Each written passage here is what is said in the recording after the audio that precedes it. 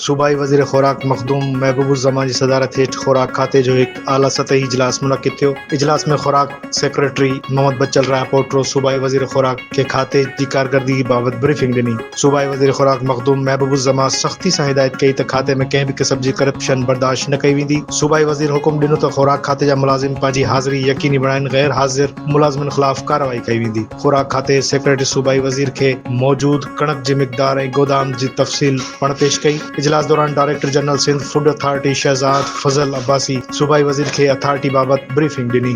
हिन जो चवणु हो त मिलावट माफ़िया ख़िलाफ़ सख़्त कार्रवाई कयूं पियूं वञनि ऐं मुस्तक़बिल में इहो अमल तेज़ कयो वेंदो। हिन चयो त होटलुनि जे रजिस्ट्रेशन जो अमल वधीक तेज़ कयो वेंदो। इजलास खां बाद सूबाई वज़ीर ख़ुराक मखदूम महबूबुज़्ज़मान ख़ुराक खाते जे सभिनी ऑफिसरनि जो दौरो कयो ऐं मुलाज़िमनि जी हाज़िरी जो मुआइनो पिणु कयो। असां हिकु भेरो ॿीहरो ॿुधाईंदा आहियूं त ख़ुराक खाते में करप्शन ऐं घोसरो मुलाज़िमनि ख़िलाफ़ कार्रवाई जो हुकुम ॾिनो वियो आहे। सूबाई वज़ीर ख़ुराक मखदूम महबूबुज़्ज़मान जी सदारत हेठि थियल आला सतही इजलास दौरान अहिड़ो फ़ैसिलो कयो वियो आहे।